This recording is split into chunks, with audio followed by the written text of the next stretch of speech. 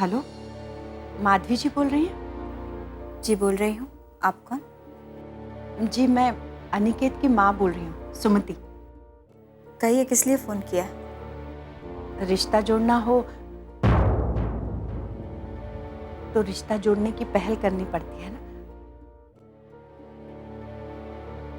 इसीलिए फोन किया मैंने। दरअसल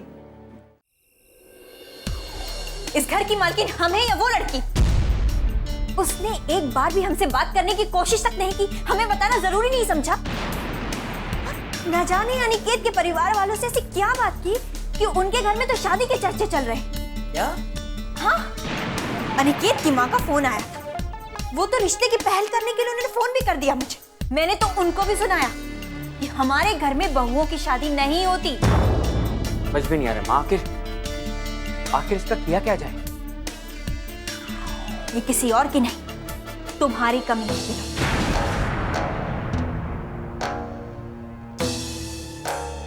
तुम अपनी बीवी को अपनी मुट्ठी में कर ही नहीं पाए। आज तुम्हारी इसी बेरुखी की वजह से उसे हमारे बराबर लाकर खड़ा कर दिया है तुमने।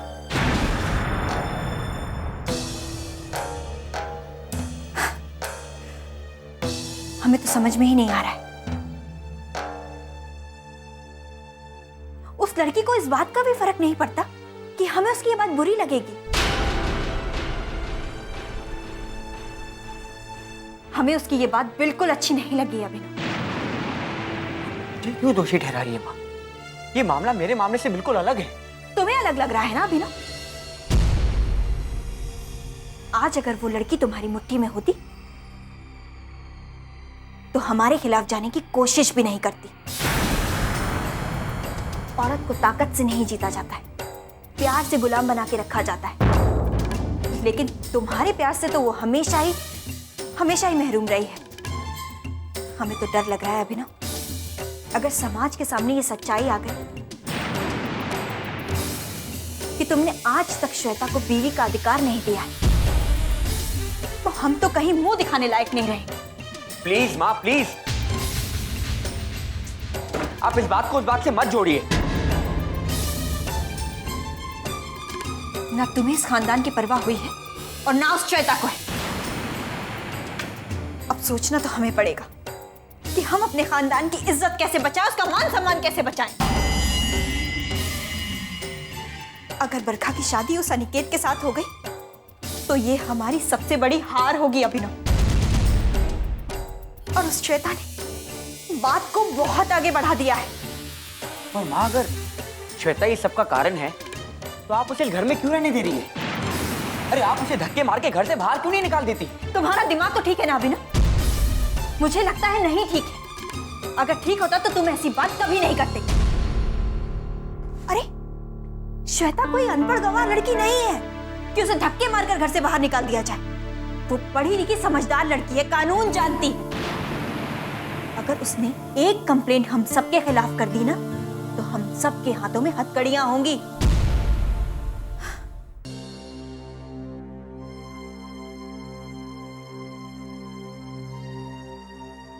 खाना खा लीजिए दीदी।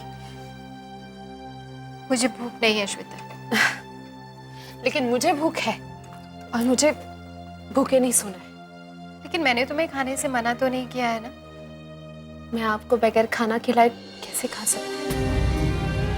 अब आप ये मत कहिए कि आप विधवा हैं इसलिए खाना भी नहीं खाएंगी।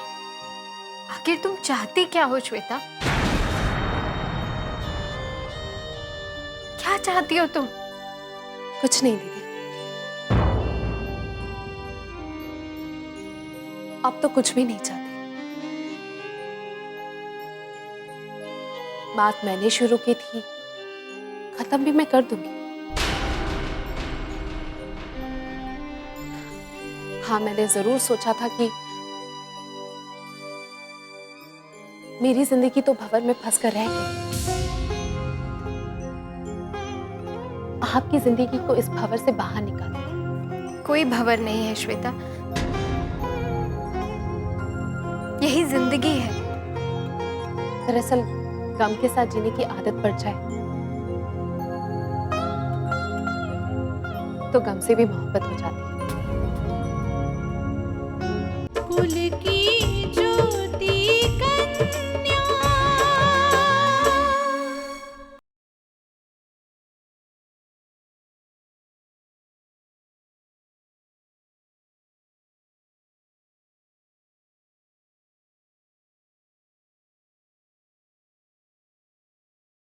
कुल की ज्योति कन्या।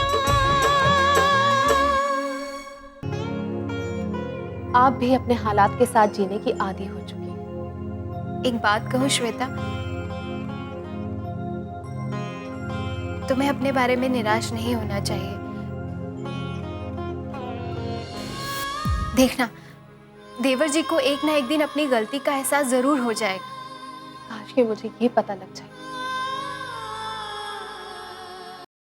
कि वो लड़की कौन है जिसके पीछे ये पागल है।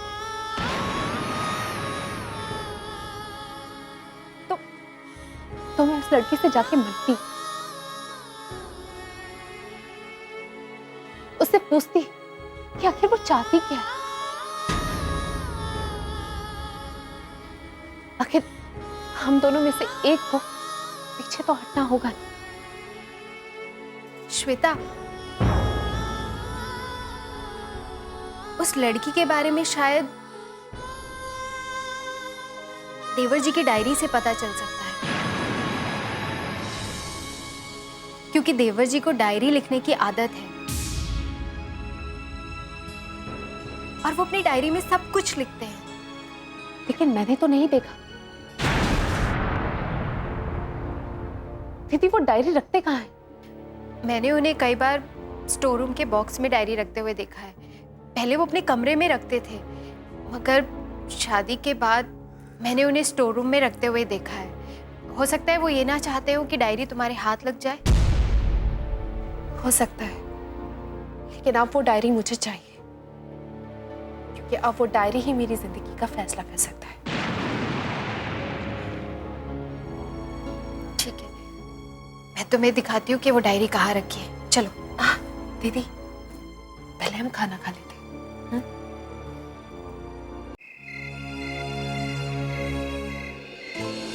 हाँ काम्या बेटा, चाहते तो हम भी यही हैं, लेकिन अब जो मुश्किलें सामने आ रही हैं उसका अंदाजा तो हमें भी नहीं था। अच्छा वो तुमने हमें बता दिया। काम्या, मैं तुम्हें बाद में फोन करती हूँ। हाँ बेटा, खुश रहो। क्या हुआ माँ? क्या कह रही है काम्या? बेटा मैंने माधवी जी से शादी के लिए बात की, पर वो बहुत नाराज हुई। कहने लगी कि वो विधवा बहू की शादी दोबारा नहीं करेंगी। क्या? हाँ बेटा, और काम्या ने मुझे अभी बताया कि बरखा भी इस शादी के लिए तैयार नहीं है। दूसरी शादी उसके लिए सम्मान की नहीं, अपमान की बात है। अपनी अपनी सोच है माँ, और किसी की सोच को हम बदल नहीं सकते। एक और श्वेता है जो कोशिश कर रही है कि किसी तरह बरखा की जिंदगी फिर से आबाद हो जाए। दूसरी ओर परंपराओं का रोना रोते हुए ये लोग। ठीक कहते हो बेटा, आज भी हमारे देश में औरतों को परंपराओं के नाम पर अपनी खुशियों का गला घोटकर जीने के लिए मजबूर किया जाता है। मान, मर्यादा, खानदान और इज्जत के नाम पर बदतर जिंदगी जीने के लिए मजबूर किया जाता है। समझौता तो औरत का स्वभाव होता, इसीलिए आज भी लोग उनकी मजबूरी का फायदा उठाते हैं। वो जो भी हो माँ, बरखा पर हमारा कोई अधिकार नहीं। वो उस घर की बहू है, और वो लोग जो भी फैसला करेंगे उसकी जिंदगी में वही हो। मुझे तो ये बात समझ में नहीं आ रही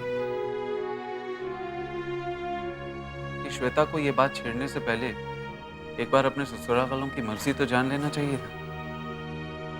इसमें श्वेता का कोई दोष नहीं है बेटा, उसकी कोशिश तो अच्छी कोशिश थी, पर जिस घर में परंपराओं के नाम पर बहू को दबाकर रखा जाता है, अगर वो उससे पहले भी चर्चा करती तो वो उसकी बात नहीं मानती। माँ, अब भी उसकी बात कौन मान रहा है? अब हम इंतजार के अलावा कर भी कह सकते हैं। देखते हैं श्वेता और उसके घर वालों का फैसला बदलता है या नहीं।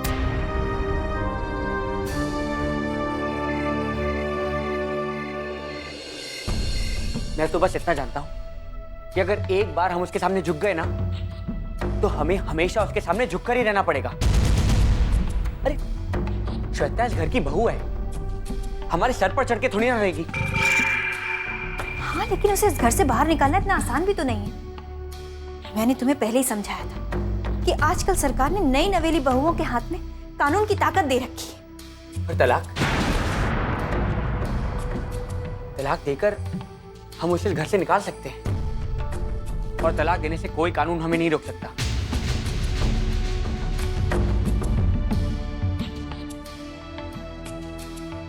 तो फिर हम श्वेता को क्यों बर्दाश्त कर रहे हैं? तुम उसे तलाक दे दो, धक्के मारकर इस घर से बाहर कर। कुल की ज्योति कन्या।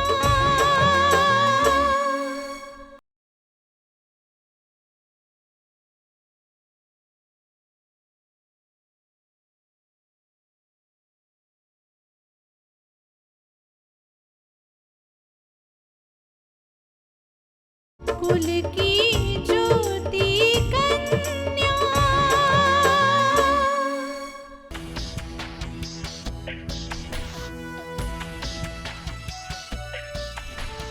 और वो बरखा को बहू बनाकर इस घर से विदा कर।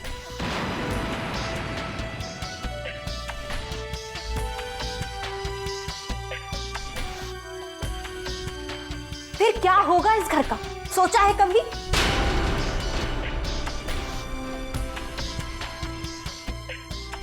हाँ वीना,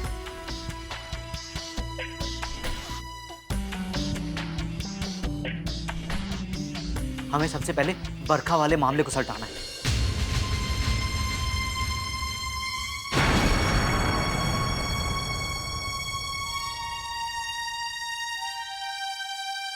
बरखा चाहे जैसी भी, लेकिन पूरा घर तो संभालती है।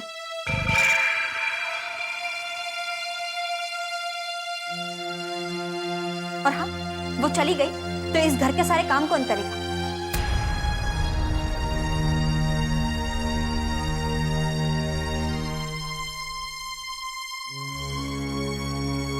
और आजकल तो नौकरानियां भी नहीं मिलती।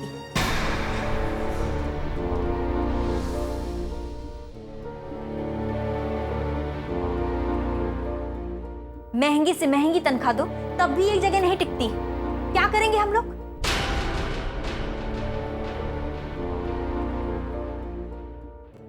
हाँ वीना, मैंने दीदी को पहले भी समझाया था।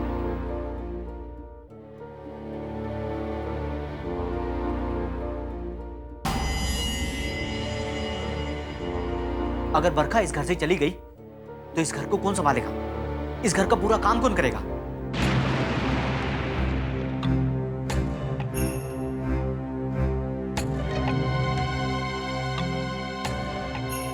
और वैसे भी मुफ्त की नौकरानी कहां मिलेगी? श्वेता बरखा की जिंदगी संवारना चाहती है। हम सिर्फ परंपराओं के नाम पर श्वेता की इस कोशिश को नाकामयाब कर सकते हैं। बस सबसे पहले उस मुद्दे को खत्म करना है जो श्वेता ने उठाया।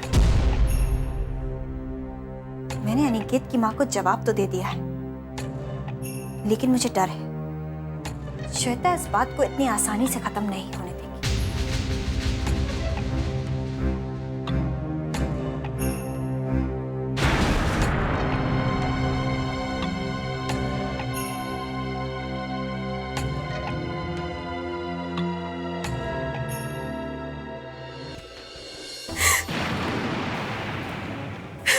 क्या हुआ दीदी, आप रो क्यों रही हैं?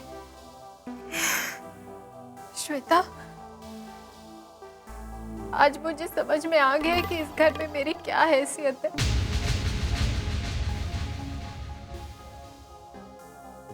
मुझे इस घर में रहने की जगह दी गई है तो इसलिए क्योंकि मुझ जैसा काम करने वाली नौकरानी नहीं मिलेगी। और मैं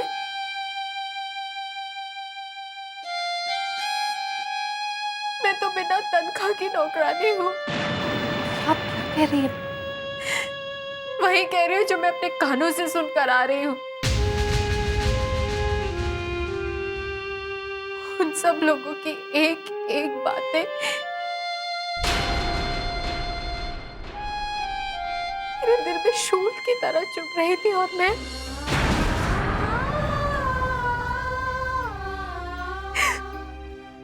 रोते हुए ये सब बातें सुन रही थी।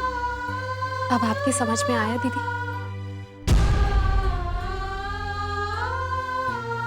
चलिए, अब मैं आपसे एक सवाल पूछती हूँ। आज तो आप इस घर में ऐसे तैसे करके बिता लेंगी, लेकिन कल का क्या हो?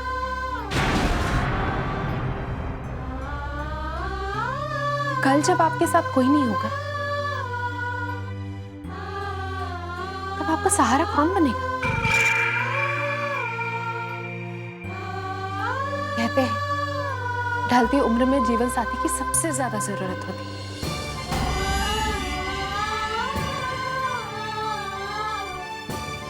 उस वक्त के बारे में सोचा है आपने? मैं ये सब कभी सोचती ही नहीं थी,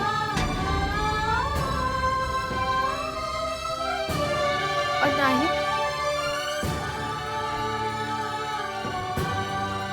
आज से पहले मुझे इस बात का एहसास था कि क्या हूं।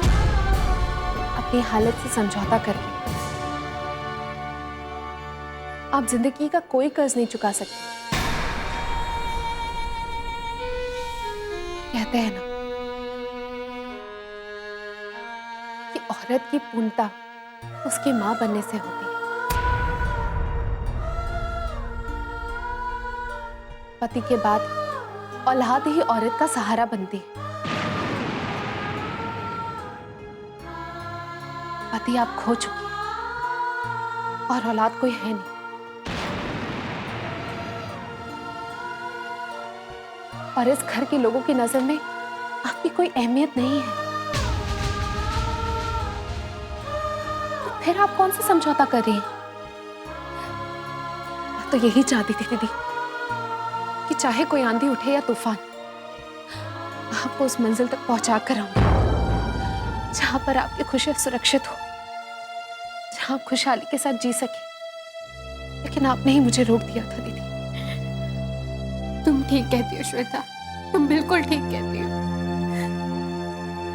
मैं अपना सब कुछ खोकर भी कुछ ना पा सकी, लेकिन अब मुझे तुम्हारा हर फैसला मंजूर है। मैं तुम्हारा हर फैसला मानूंगी, हर फैसला।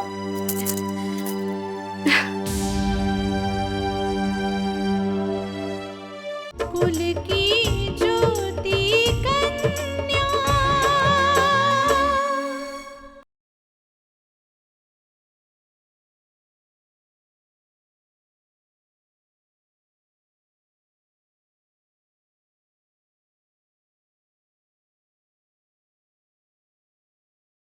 कुल की ज्योति कन्या।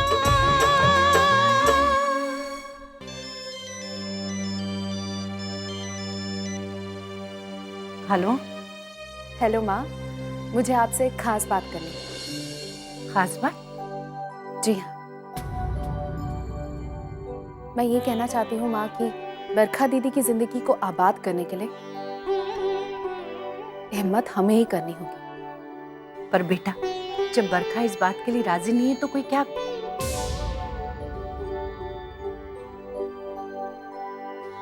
नहीं माँ, बरखा दीदी शादी के लिए राजी है।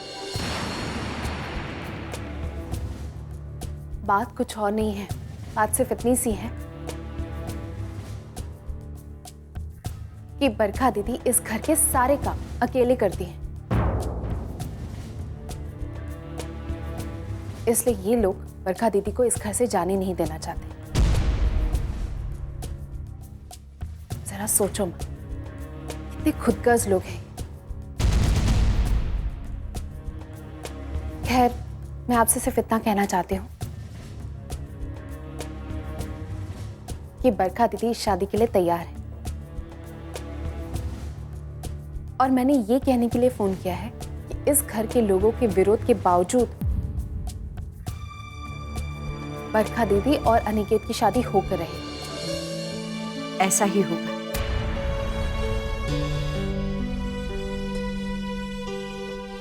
ये शादी जरूर होगी।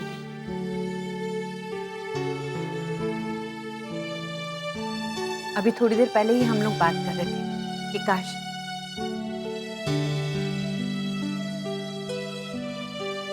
काम्या की शादी के मंडप में अनिकेत और बरखा की भी शादी हो जाए।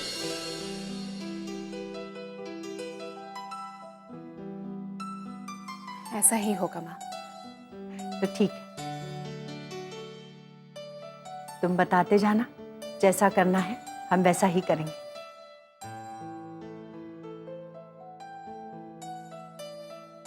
जी माँ, मैं आपको फोन करूंगी।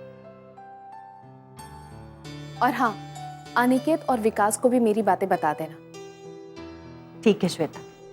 ठीक है माँ।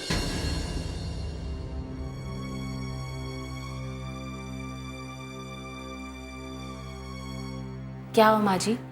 श्वेता दीदी ने क्या कहा? अभी तुम कह रही थी ना बहू कि काश काम्या और प्रतीक की शादी के मंडप में अनिकेत और बरखा की शादी भी हो जाए तो ऐसा ही होगा। कहते हैं ना, कभी कभी इंसान की जुबान पर सरस्वती का वास होता है। वो जैसा कहता है वैसा ही होता है। जितनी भी शादी की तैयारियां करनी है ना, कर लो। बरखा ने तो शादी के लिए हाँ कर दी है।